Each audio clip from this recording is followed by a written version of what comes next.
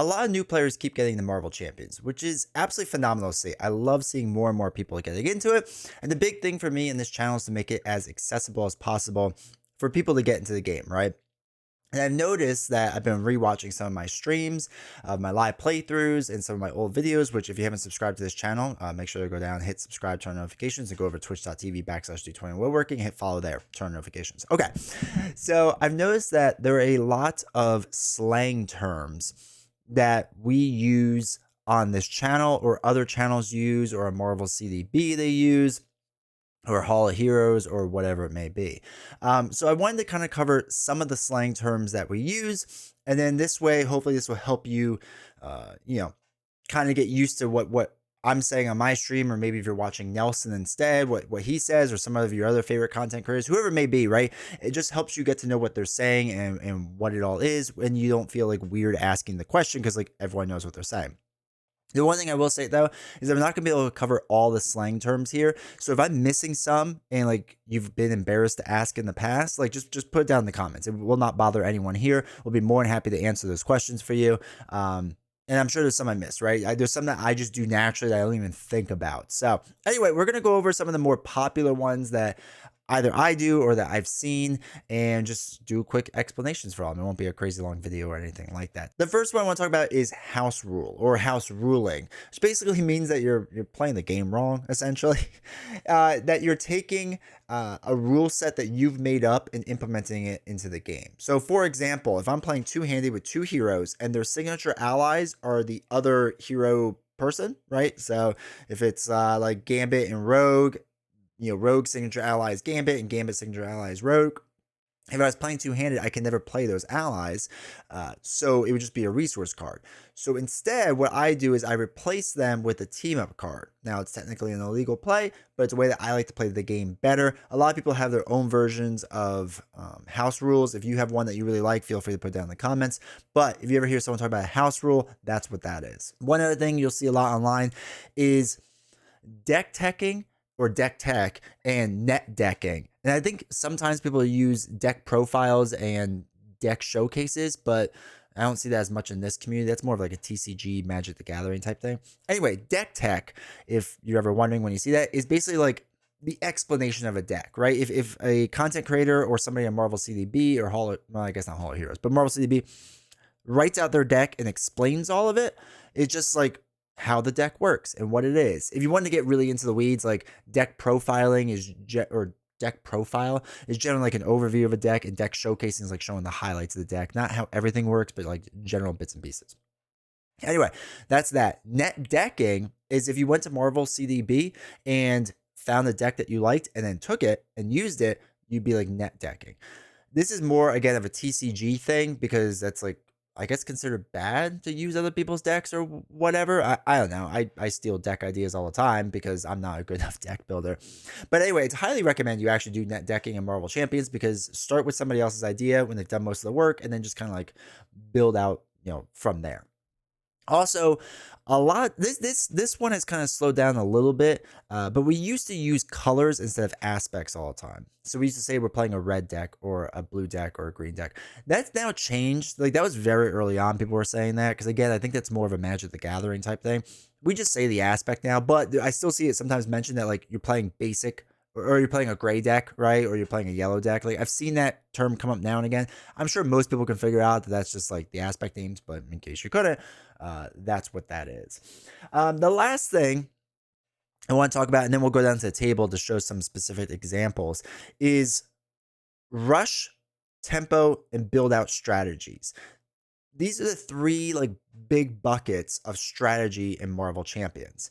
And most people have heard rush and build out, but not so much tempo. If you watched my videos, you've seen tempo gameplay. Like that's how I play.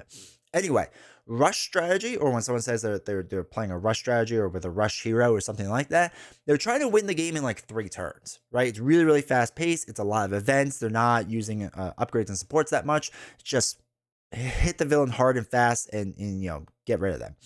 Tempo build out is like just after 3 turns, so roughly around 4 turns to like 6, maybe 7 turns, right? Maybe you have like a support / upgrade out 1 or 2 of them, but nothing much, and you're putting a lot of pressure on the villain that you're trying to just still get through them kind of quick, but not as fast as a rush build. Where rushing, you can win a lot, but it kind of feels kind of lucky sometimes, or the cards have to follow the right way. Tempo is kind of like in between there.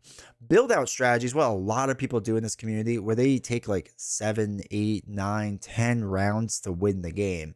If you're Marvel Champions games as a solo player taking over an hour, you probably fall in this category. It's generally one of the safest ways to play because as the game gets longer and the longer your build out is still pretty good, you're probably going to win the game. It's just not the way I enjoy playing, so I play a little bit faster. But anyway, you'll hear different strategy of like a rush strategy, a tempo strategy, and a build out strategy. Most people have heard rush and build out, but there is a middle gap there of tempo, where it's just a little quicker pace than most build out people would play. So like, if you're a build out player and you watch me play, you'd be like, oh, he's a rush player. And if you're a rush player and you watch me play, you're like, oh, he's a build out player. Now there's actually like a middle one that's like tempo. It's kind of more unofficial, but that's the rough idea. All right, so let's go down the table and talk about some examples on the table of some slang terminology that's used. All right, we're going to do some kind of quicker ones right here. The one that I use a lot on stream and other people use it as well. I don't know if I'm the first to do it or not because it doesn't really make 100% sense. So that's why I always assume that it came from me. Flipping up and flipping down, right? Really, you're just flipping from alter ego to hero and hero to alter ego. But I've always referred to it as you're flipping up to hero form and flipping down or sometimes dropping down to alter ego. I don't know why I call it that way, but I know a lot of people do now. And I don't know if I stole it from somebody. But anyway, that's just I flip up and I flip down. There's technically no up and down on the card. All right, another one that happens a lot is chump blocking or blocking in general. If the villain was attacking your hero, you usually have the option to defend against that attack or play defense cards or whatever it may be. But a lot of people will use their ally and chump block, right? They will take all the hit because if Nick Fury has 3 life and there was a attack for 20 damage, Nick Fury would just absorb all that damage. None of it would hit you unless it had overkill or something like that. But anyway, we just call this chump blocking, where they come in, they do their one thing, and then they take the hit and they chump block for you, or just blocking in general. It's technically defending, but just if you're wondering why they call it chump blocking or blocking, that's what that is. Now, these resource cards are just resources, energy, genius, and strength, but we usually call them doubles. Right, because they have 2 resource icons on it, you're doubling the amount of your resources on it. And to make it a little more confusing, we also use the power of protection or power of aggression, whatever it may be. We'll call it like a green double, right? A lot of times. And again, because there's only 1 resource icon, but it would generate 2 resources. If you used the gray double or whatever, it doesn't matter. We call them doubles. If you're ever wondering like what is the double that they're playing, that's just what a double is. It's just something with 2 resources on it, or the potential ability for 2 resources. This action, when you're an alter ego, and exhausting the character is called recovering, right? So Laura Kinney here has the ability to recover 6. I've never heard anyone really call it recovery. They always call it healing, that they heal up. So if you're wondering how somebody is healing, that's what they're doing. They're just exhausting to recover, but we always call it healing. Same with some of the other cards. Their events will have you heal. I think some of them state recovery, some state healing. Well, I don't know if they state healing or not, but they usually talk about recovering. We always use the term healing. It's interchangeable. Now, when the villain is attacking you, a lot of times you have several different options. You can use a chump blocker, like we said before, and I could put Nick Fury out there or have him out there and have him take the hit. We could also defend with X23, or we could defend another means. Sometimes we just take the hit to the face, right? And this is a term I use a lot, take it to the face. It just means I'm just going to take the hit from the villain, right? I'm not going to try to block, or I'm not going to try to do anything. I'm just going to take all the damage, and whatever it is what it is. So if you ever hear that phrase, that's all it is, that just you're taking all the damage and not like interrupting that damage or reducing that damage in any way. At the end of each round, you do what's the ready up phase, and we'll just call it readying up, right? Or ready up. And a lot of times when you're playing with other people, everyone will say that at the table, just ready up. And that's all that means. It's just like all your cards are turned back upright. Or if you use tokens, you flip them from exhausted to ready, or whatever it may be, right? That's all that is. It's kind of what it's called anyway. So it's very casual and very like usual, and it makes sense for a lot of people. But some people I've seen be a little confused of what exactly is the readying up process. It's just unexhausting everything. All right, we're going to talk about some of the stuff I say on the villain side in a second, but there's also 2 general terms that we haven't really talked about yet that's kind of important that relate to the villain. You see, usually on this stream, we'll talk about controlling and pushing. So controlling is what most people do kind of in the beginning of the game, where they're controlling the board state, they'll say a lot, or controlling the scheme, or controlling the minions, or whatever it may be. And it's basically just to not let things get out of hand, right? You don't want things to get too crazy, where the main scheme starts going off like crazy, or minions start coming out, the villain's kind of just doing whatever the villain feels like doing. So you're just controlling it while you build out, essentially, right? You just want the game's status quo while you build out. Also, I use the term pushing a lot, or I'm going to push to the end, which basically means I don't care about anything else besides hitting that villain in the face, right? I'm going to try to hit that villain in the face as hard as I can. And if the main scheme starts going up like crazy, or minions start coming out with side schemes, I don't care about any of it. I'm just pushing to the end. I'm just pushing to try to get the win. So you'll hear that terminology used a lot. So let's go back down to the table and talk about some of the things on the villain side of the table. This card is technically called Shadow of the Past. Shadow of the Past. Almost everyone refers to it as shadows.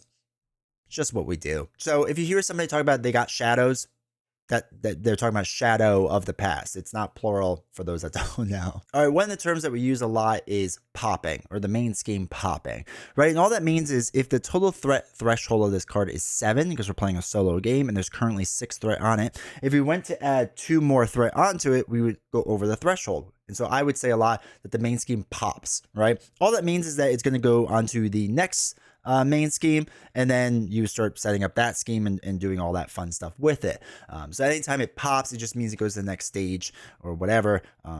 So if you ever hear that on stream, that's what that is. Now, kind of going along with that, we'll talk about flipping the villain. And this is another term that I use a lot, where if the villain is about to get knocked out, right? They have 13 damage, let's say, and you do the 14th damage, so Ronan gets knocked out, you would flip to the next villain. Some people call it popping the villain. Sometimes they're just defeating the villain, whatever it may be. I've always referred to it as flipping the villain.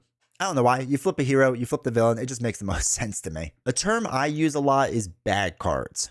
So now after you get to a certain step in the villain phase, after they attack you and the minions attack you, the next thing you get is you would deal each player an encounter card. I've never referred to that way because the cards are always bad, so I've always called them bad cards because that's how my simple mind works. So I would get a bad card and I'd be like, oh, look, that's really bad. I wish I wouldn't have gotten that card. So if you ever hear on stream bad card, or you deal everyone a bad card, that's what that is. Now, everyone has nicknames for different allies or heroes in the game. Some people call them a ton of different things. So if you want to put down in the comments what some of your favorite nicknames are, you can.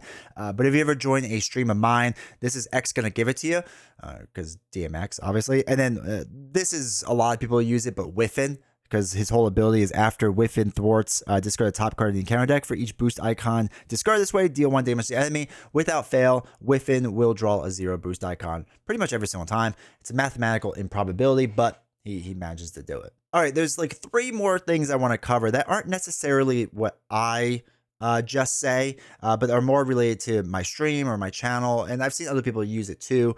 But one is the GOAT, right? For me, I'm always talking about Valkyrie. Valkyrie as a hero. She is the GOAT. She's the best hero in the game, bar none. But everyone else has like their version of the GOAT, right? So if you ever see someone reference the GOAT, it's whoever they think is the greatest of all time, right? That's what it stands for. So, which is Valkyrie, by the way. Then we also talk about Mount Rushmore, heroes or villains or module sets. This is just your top 4, right? I don't know. And I guess you could just say your top 5 or whatever. But Mount Rushmore sounds like a little more fancier, so that's why I started using it a while back. But anyway, that's just when people refer to Mount Rushmore, it's their 4 best of whatever it may be. The last one I need to talk about is one that will confuse people a lot when they join this channel, and that is cheating. You see, a lot of people will quote unquote accuse me of cheating. I don't actually cheat. I sometimes make rules mistakes and they call it cheating. Now, I've also seen this being used in other people's like comments and whatever. So I don't know if it's catching on or not, which probably isn't a good thing, but I mean, it's all right. You can say I cheat. It's no problem. But basically, if I make a rules mistake, my chat loves to say that, hey, D20, you're cheating or you're a cheater or something along those lines. So if you want to experience that and call me a cheater, like I said, make sure to hit the subscribe button. Turn on notifications so you know when I go live. Go over to twitch.tv/D20 Woodworking. Hit that notification and turn those on so you know when I go live. It's a great time. It's a lot of fun. Like I said, hopefully these these slang terms, these different terms that we use kind of helps you out a little bit. Just because I know a lot of this stuff is thrown around and people might get intimidated by it. Like I said, if there's anything else out there that you don't know about and you've always been afraid to ask, put it down in the comments. Myself or somebody else in the community be more than happy to answer it for you. And I appreciate you watching this video, and I'll see you all next time.